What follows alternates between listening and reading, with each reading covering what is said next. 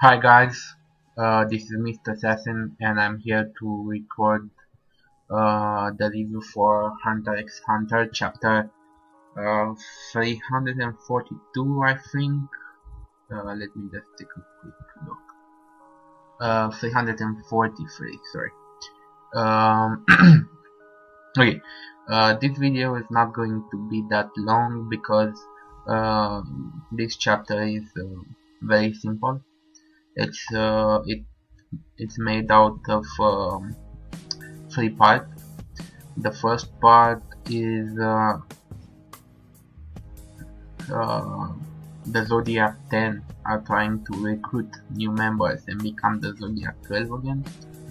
The second part is the discussion between Pariston and Jing, and the third part is the discussion between Kurapika and Cow, one of the Zodiacs.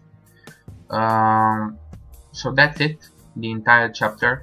It is a setup chapter. Setup chapter.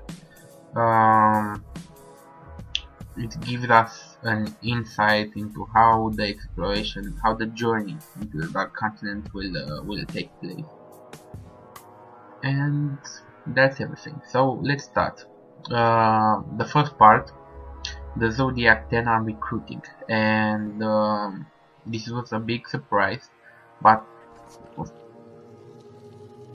I say big surprise, but not actually a big surprise, because I always thought for myself that Leorio was going to gain more importance into this arc, because the way Hunter x Hunter is written is that we follow certain characters, then we in a arc, and then we jump in the next arc to follow other characters. Like, let me give you an example. In the first arc, in the Hunter exam, we followed Gon and Killua. In the York City arc, we followed Kurapika. Of course, Gon and Killua were there, but they weren't that important. It was mainly about Kurapika and the vengeance that he wanted to take on the Phantom Troop.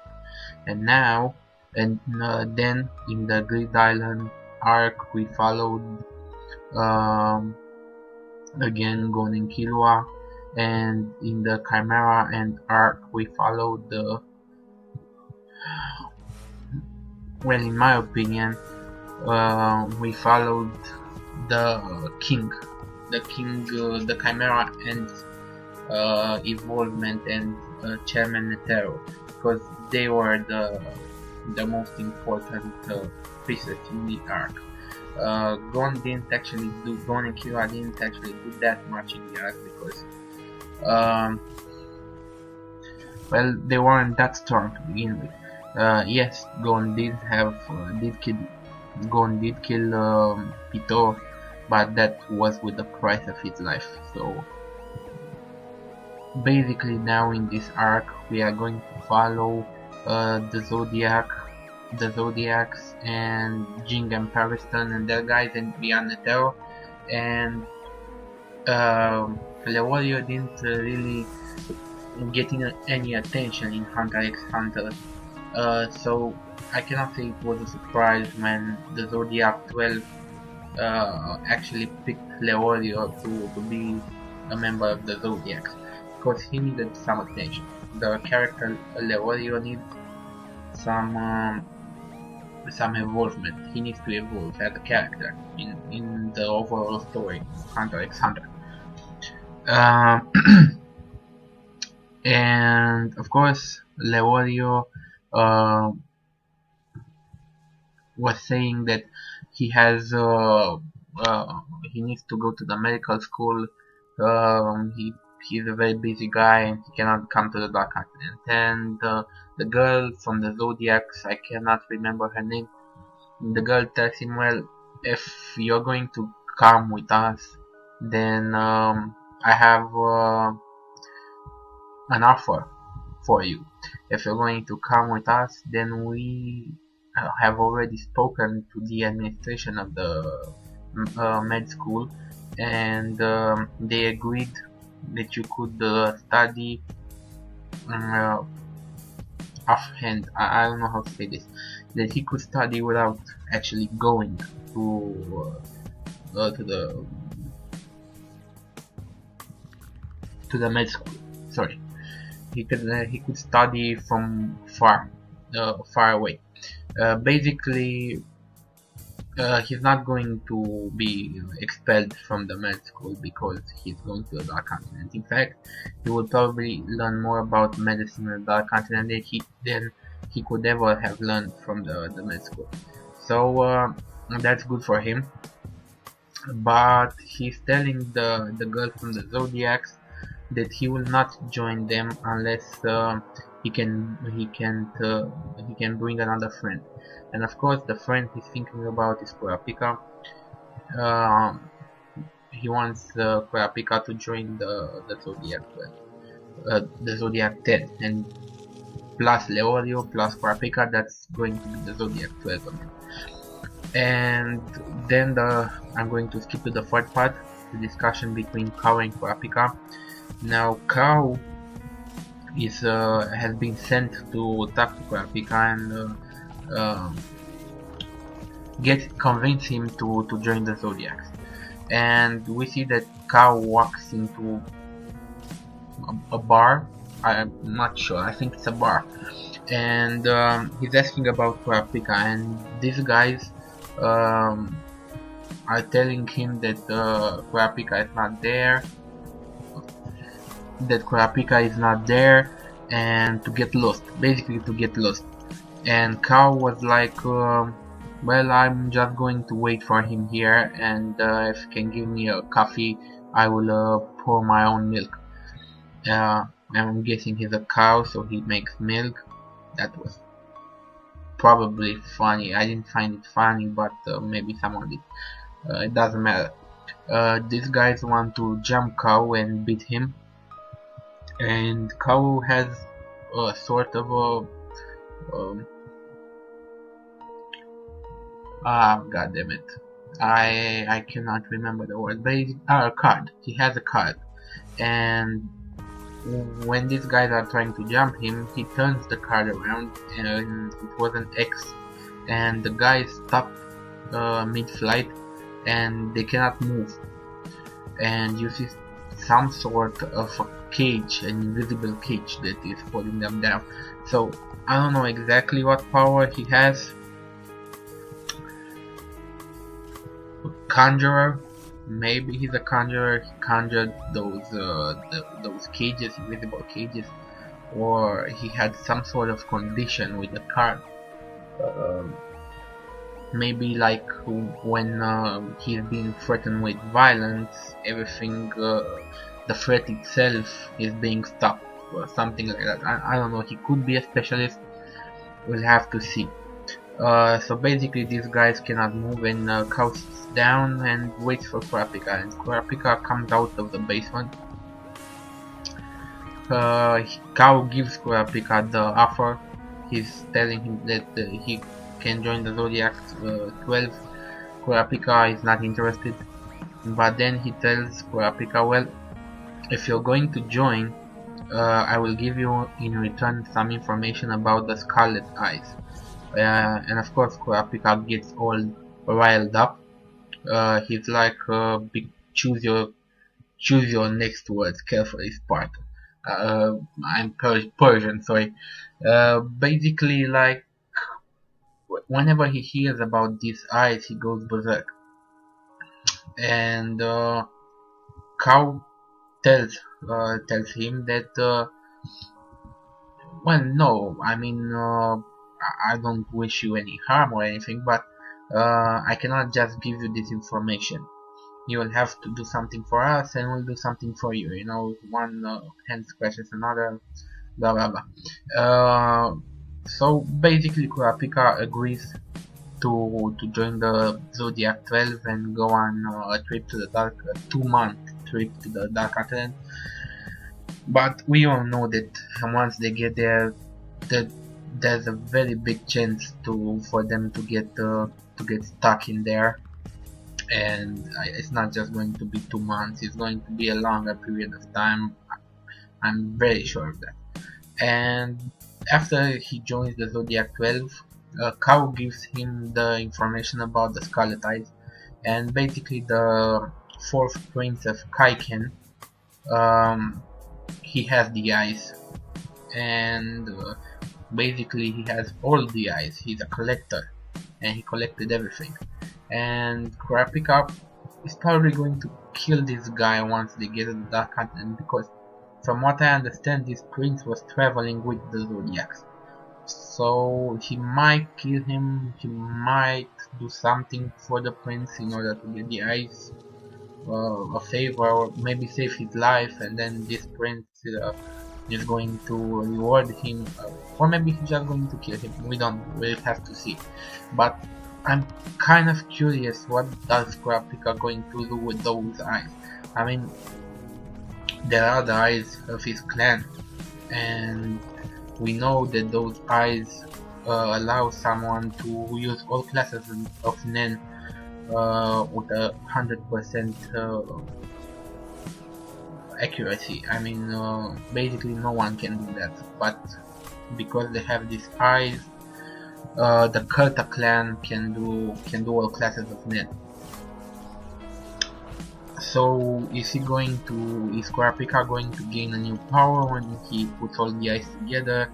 I think that's a little bit of a stretch, but there's something important with those eyes, and not just the fact that he wants to put the clan to rest, put their ghosts to rest. We'll have to see. And now let's go into the second part of the chapter, because we talked about the first part and the third part, and let's go to the second part, which is basically the conversation between Jing and Pariston.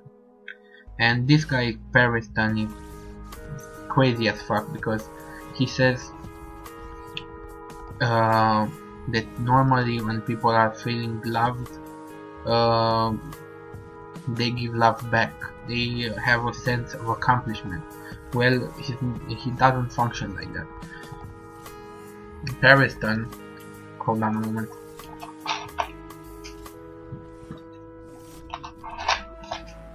Okay, Pariston doesn't function like that.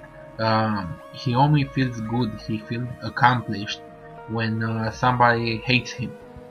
When people hate, he says, quote unquote, when people hate me, that's when I feel loved or something like that. And that's when he feels accomplished, when people hate him, and then he destroys everything he loves and everything they love. So this guy is twisted, and you can see his eyes. His eyes are all black, and it's like smoke is coming out of his eyes. And Jing was making fun of him, like Pariston asks Jing, well, is that so wrong? And Jing was like, yeah, in the normal world that's terribly wrong, but I guess we're not so different from one another. We're special in our own way, something like that. Kindred spirits, they are both kindred spirits. So, well, Jing isn't the father of the year. We all know what he did to Gon when, after the Chimera Ant arc. He didn't even go to see Gon when he was hospitalized. So, fuck it, he's not the father of the year. He only cares about himself, and in a way Pariston only cares about himself, so they are kindred spirits. But then he asks Pariston why does he want to destroy the organization, the Hunter organization. And basically Pariston wants to destroy the organization if it no longer poses a challenge, meaning that the organization becomes too dull for him. It offers no more thrills. And I'm thinking that this happens with any organization, any company when it goes that big, because I have worked in a, this is like a parenthesis, I have worked in a multinational company, and now I'm starting my own business. And you can see when you work in a multinational company that the company becomes like a, takes the role, how should I explain this, inside the company itself seems like a government. I mean, when a company has more than 200,000 employees, it's basically so big that there's a sense of, when you work there, and for the people working there, there's a sense of security. Yeah, there's a sense of security, because you know a company that big cannot fail. But that sense of security is false, because what happens when the profits of a company that big going to start plummeting? If they don't have any other solution, they fire employees. And when I was working at a multinational company, well, I didn't get fired, and I'm not going to name the company, but I didn't get fired, but a lot of people got fired, like around 15 or 20% out of 200,000 people, and that's a huge number. But yeah, they have to make up for lost profits, and they don't really care about the people. But let me close the parenthesis, and the organization, the hunter organization, has grown that big. It has so many hunters, and some of them don't even have the skill necessary to survive, to combat the human world. I mean, just think about it. At the beginning of the Chimera and arc, Kite was accompanied by three or four hunters, and there was a fat guy. I don't know their names or the roles in the hunter organization, but those guys, once the Chimera ends appeared, those guys bailed. I mean, they couldn't do anything about it, and they were hunters. But they're very weak hunters. And the hunter for Paristan, the hunter organization has lost its sense of purpose. They are allowing hunters of all types to come in, and it kind of drags the Hunter Association down. So he wants to destroy it. He wants to destroy it if they do not make a change. And right now, he's how should I say this? Right now, he's watching the Hunter organization very carefully, and he says to Jing, "We are not going to go there with Beyond Netero. Beyond Netero is definitely a no-no. Once we get there to the Dark Continent, and once the Zodiacs in Netero get there, we will officially declare the hunt. We will officially declare the hunt has started, and we will hunt beyond the Netero. And that's the way the hunter organization should work. That's the old way, the ways that any hunt should work, because they were hunters. They have to have something to hunt. They should not become self-reliant. I mean, not self-reliant. The hunter organization should not become stale. Yeah, that's the word, stale. And Jing was like, of course he didn't accept that, but Jing is very selfish, and as long as it doesn't influence him, of course he doesn't agree with Pariston's decision to destroy the organization if it becomes boring. He doesn't agree with that, but he will do nothing to stop him, because his own goals are more important than the organization. And Jing Then the discussion between Jing and Paristan was getting a little bit out of hand, and a guy from Paristan's group was trying to ambush Jing from behind. But of course that ain't happening, because Jing actually catches this guy by the neck, he lifts him up, and you see a bunch of punches. Then I was sure that he's going to kill this guy, but no, it was all an illusion. Well, not exactly an illusion, but through fear alone, that guy knew that he wasn't going to touch Jing. Jing could kill him right there, right then and there, and he backs off. And then Jing was like, well, who's number one around here? Is it you, Paristan? No. And then he looks, and he looks at a girl that looks like a doll. I don't know, it's a girl, a doll, and anyway, he looks at her, and he says, so you must be the number one here. And Paristan says, well, I'm the number two. And then Jing says, well, if you're the number two, then this classman, this scale is not according to physical strength. And Paristan says, well, you're taking me a bit too lightly there. And Jing says, well, I can probably kill you with a punch if I touch you. So from now on, I'm going to be number two. And if anybody has a problem with that, well, let's fight. And of course, nobody has any problems with that. But the fact that Jing didn't go for number one is very important. He probably could have defeated that doll, but he didn't want to, because remember, he wants to go with this group to the Dark Continent, and fighting the number one, which probably has a plan for the Dark Continent, would not be in his benefit. Even if he defeats her and becomes the number one, then he would be in control of the group, and since he doesn't have a plan how to get to the Dark Continent, then they would be stuck. So he left the doll in charge. Plus, it was a good decision, because remember, a Nen fight is not just about physical strength. He doesn't know the Nen properties, the Nen powers that that doll had. He could have probably taken her out, but he would have been drained in the process. Or maybe he would have been defeated, we don't know.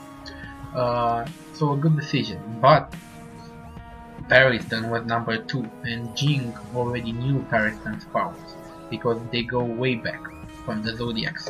And he knew that he can certainly defeat Paristan. So then he didn't know the doll, but he knew Paristan, so he chose the number two spot. And everybody was okay with that. So it seems that right now they are going to go to the Dark Continent, and I'm very happy. I'm happy that Kurapika and Leorio are part of the Zodiacs now, and I want them to start. Let's go, like One Piece. Go. We go. Let's go to the Dark Continent, please. I really want to know what's happening there, and if any humans actually live in the Dark Continent, like the Kurta clan. Okay, so that's the latest chapter. Rate, comment, subscribe, and I guess I will see you guys next time. Have a nice day. Any rational society would either kill me or put me to some use.